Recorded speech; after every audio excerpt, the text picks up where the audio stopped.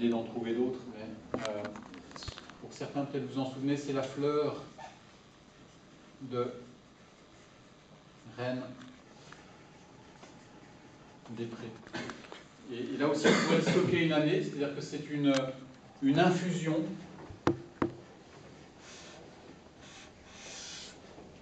où on va mettre, donc c'est une infusion à 80 degrés, parce qu'on vient chercher une substance dans cette fleur qui est une phytohormone messagère, peut-être que vous vous en souvenez, l'acide salicylique.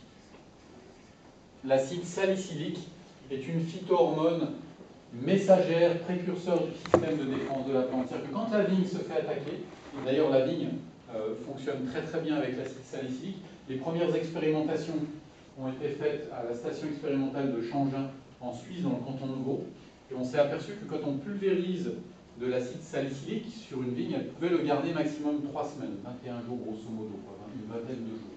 C'est une des plantes qui le garde le mieux. Un chou, par exemple, au bout de 8 jours, c'est fini. Il n'arrive pas bien à le stocker. Et donc, est-ce que vous avez affiné le temps d'élicitation pour l'acide salicylique j'ai pas entendu. Est-ce que vous avez affiné le temps d'élicitation sur l'acide salicylique? Il tient pratiquement le temps de l'élicitation de l'extrait fermenté d'ortie. C'est ça qui est intéressant. Non, mais pas sur la durée, mais sur le moment entre l'application et l'initiation. Non. Parce que dans les travaux du GRAB avec Marc Chevolon, on avait travaillé sur l'acide salicylique pur et l'acide salicylique sous forme de décoction de saule. Oui. Alors déjà, ce qui était intéressant, c'était que la décoction de saule répondait mieux que l'acide salicylique pur à dosage égal, ce qui montre l'intérêt que c'est pas que une matière active qu'on a pu identifier, c'est un cocktail de matières qui donne une efficacité complémentaire. Et l'autre aspect qu'on avait remarqué dans cette étude, c'était la difficulté de le positionner par rapport à la contamination en fait. Pour qu'il y ait un temps, il faut qu'il y ait un délai suffisant. Si vous traitez avec un cuivre, il suffit qu'il pleuve pour activer le cuivre et vous défendre du champignon. Avec l'acide salicylique, il y a un temps qui peut être plus long. Souvent, nous, on avait compté en 2-3 jours, mais ça a l'air très variable en fonction du champignon et des sources de préparation. Un temps nécessaire à la vigne pour comprendre l'information, l'interpréter et mettre les barrières de défense en action. Donc c'est juste, c'était la question, c'est de savoir si vous aviez plus travaillé là-dessus ou pas. Je crois que je ne le ferai pas parce que j'ai plus assez de temps. Et autre question, tant qu'on est sur l'acide salicylique, par rapport à la fleur de Reine des Prés, est-ce qu'on ne pourrait pas, je dirais judicieusement, le remplacer par de l'écorce de saule? D'accord. Alors je sais que François Coupland m'avait dit la même chose, il m'avait dit si tu prends la feuille de Reine des Prés, il y a plus d'acide salicylique que dans la fleur, etc. Ma réponse est celle-ci, c'est que dans la fleur de Reine des Prés, j'ai de l'acide salicylique qui est à 100% biodisponible, et il n'est pas piégé dans les tanins. Parce que dans l'écorce de saule ou dans la feuille de Reine des Prés, il est piégé dans les tanins, et qu'est-ce que sont les tanins? C'est des polymères de phénol, et les phénols, ce sont des métabolites secondaires. En aucun cas, ils favorisent la croissance de la vigne. Et comme une plante ne peut pas pousser et se défendre en même temps, je n'ai pas envie de pulvériser les deux infos en même temps. Donc là, je viens lui apporter de l'acide salicylique complètement biodisponible, non piégé dans les tanins, une molécule organique et non pas de synthèse, et ce qui fait que c'est beaucoup plus rapidement libéré et moins fatigant pour la plante. Et alors, dans ce cas-là, est-ce qu'il y aurait une autre plante que la Reine des Prés, facilement accessible, qui aurait les mêmes propriétés? Parce que nous, on le voit dans l'essai phytothérapie qu'on a fait cette année avec le groupe de vignerons. Oui. C'est une des plantes les plus chères, et vu la fréquence d'utilisation et les doses, ça a un coût économique très important. Alors apparemment, j'ai des vignerons qui arrivent à en acheter à beaucoup moins cher. Nous, pour information, c'était 60 euros, plus de 60 euros le kilo, quoi. Ah oui. Mais des plantes bio, certifiées bio et en production locale aussi, je tiens à le préciser, elles viennent pas. Ouais, c'est un vrai business. Voilà. C'est chouette.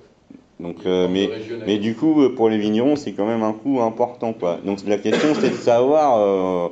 Alors j'ai bien entendu, voilà, l'intérêt de l'acide salicylique biodisponible, mais est-ce qu'il y aurait d'autres plantes, je dirais entre guillemets, plus faciles d'accès ou surtout moins coûteuses, où on pourrait retrouver cet acide salicylique biodisponible? Alors, pour le moment, je Je te répondrai, je ne sais pas, mais il faut qu'on échange là-dessus, parce que si vraiment il y a ce besoin-là, on peut se mettre au boulot cette année pour trouver la plante.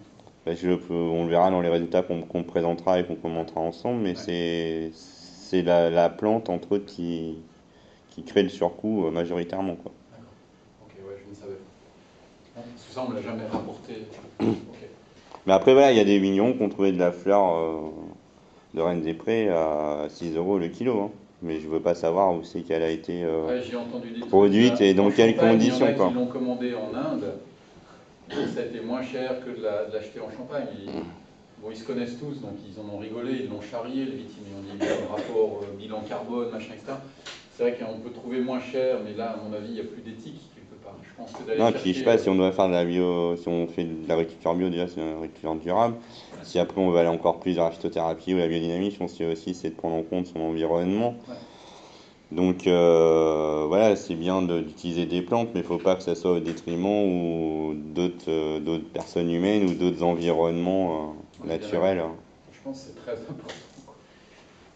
Donc c'est... Avec t'en prie. Lyon, quel rapport plante-eau? Alors justement, je vous mets... Non, non, merci. On va mettre donc 200 grammes de plantes, enfin de fleurs quoi, sèches dans 10 litres d'eau froide. On va se retrouver, on va monter à 80 degrés, c'est-à-dire on met la fleur dans l'eau froide, d'accord?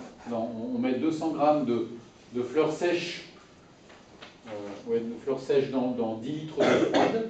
On monte à la température de 80 degrés, et j'insiste, parce qu'on s'est aperçu à Changin avec Alexandre Delettra que cet acide salicylique, à 70 degrés, vous ne l'aurez pas, à 75 degrés, vous commencez à l'obtenir, et au-delà de 80 degrés, vous le détruisez. C'est une des plantes les plus susceptibles, on va dire, et capricieuses. Bon, tu sais, tu as un thermomètre un peu digital, quoi. Moi, j'ai chez Anna ou des trucs très précis. Dès que vous arrivez à 80 degrés, vous coupez le feu. Première possibilité, vous stockez à chaud. Donc vous filtrez, vous stockez à chaud, vous embouteillez à chaud, pardon, et vous pouvez le garder une année, sans problème. Ou alors, comme tu le disais tout à l'heure, tu peux faire ce mode préparatoire le soir. Moi, j'ai beaucoup travaillé comme ça avec mon entreprise, et le lendemain, j'allais traiter. C'est les deux éventualités. Et donc, il n'y a pas de macération, là?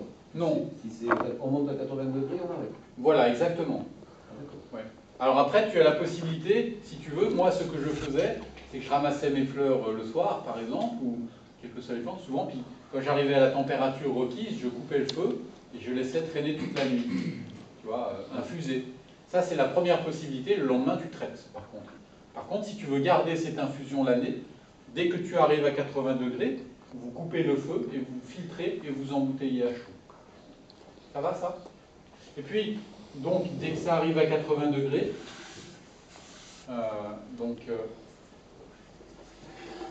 couper le feu, puis ensuite on se retrouve avec une dilution, on se retrouve avec 10 litres d'infusion dans 100 litres d'eau par hectare. Donc là, ce qu'il faut voir dans l'organisation, c'est que ça demande du temps de présence pour bien surveiller la température. Oui. Donc sur d'autres préparations, vous pouvez aller faire autre chose en même temps. Là, il faut rester à côté. Non, mais voilà, c'est aussi du temps, c'est à prévoir dans l'organisation du travail. Quand j'organise mes formations chez moi, on est en groupe, on discute dans la cour, comme ça, puis d'un coup, il y a un stagiaire qui me dit non, et l'infusion fait, hop, on est passé à côté. Voilà. Non, mais voilà, c'est tellement vrai. Donc ça, c'est la plus capricieuse, quoi. 80 degrés, je déconne pas. Et voilà, et si on dit tout à l'heure, à 70 degrés, on l'a pas. Voilà. Et si on passe au-dessus, après, on l'a plus non plus parce qu'il n'est plus là, quoi. Voilà. Et ça, si on fait durer à 75, pardon, à partir de 75, on la sort. Mais si au lieu de monter, si on stabilise à 77... Non, mais non, ça marche pas. Ça marche pas. Non. Bien vu, mais je sais qu'Alexandre Delettra, il avait essayé des choses comme ça. Ce que je veux dire, c'est que ce mode préparatoire, donc cette infusion-là, vous pouvez très bien le mélanger avec l'extrait fermenté d'ortie. C'est-à-dire que ça va très bien avec ça. Vous avez vos 5 litres de purin d'ortie dans 100 litres d'eau pour 1 hectare, vous allez rajouter ça, et vous allez pouvoir même faire cet infâme bouilli, où on peut mélanger, pour ceux qui le font encore, le cuivre et le soufre avec. Il n'y a pas d'incompatibilité, si vous voulez, quelque part. Donc on fait extrait fermenté avec du purin, de la préparation de fleur de Rennes des Prés, du sucre, du cuivre, du soufre. Voilà, il n'y a aucune... tout ceci, et je ne vous impose rien. C'est-à-dire que quand je vais croiser un viti une année après, il me dit « Ouais, moi j'ai fait l'extrait fermenté d'ortie, j'ai mis le cuivre et le soufre, mais j'ai pas mis la Reine des Prés. » Ou j'ai fait, je pourrais vous montrer, il y en a, ils ont fait extrait fermenté d'ortie, Reine des Prés, et ils mettent plus de cuivre et de soufre. Chacun fait après selon son expérience, si quelque part. Ce qu'il faut savoir, c'est que le purin d'ortie, déjà seul, permet, sans prendre de risque, de diminuer vos dosages habituels en cuivre et soufre de 30%. Voilà. Au travers de cet aspect éliciteur, on arrive, je ne sais pas, si vous êtes à 1,4 kg de cuivre, vous allez pouvoir diminuer de 30% cet apport. Sachant que cuivre et soufre se mettent juste au dernier moment dans la bidon. J'ai pas compris ce mot. Sachant que cuivre et soufre se mettent juste au dernier moment dans la bidon. Oui.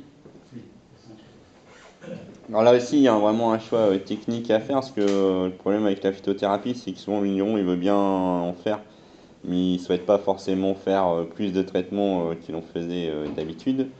Alors que là aussi, dans les rappels qu'on a commencé à voir, c'est bien qu'à des moments, par exemple, on l'a vu tout à l'heure avec la décoction de prêle, c'est de faire 3 traitements avec de la décoction de prêle. Alors ça se peut que ça tombe à des moments où il y ait aussi besoin de faire un traitement cuivre et soufre, donc dans ce cas, ça ne fait pas de traitement supplémentaire, mais ça peut aussi être dans un moment où d'un point de vue cuivre et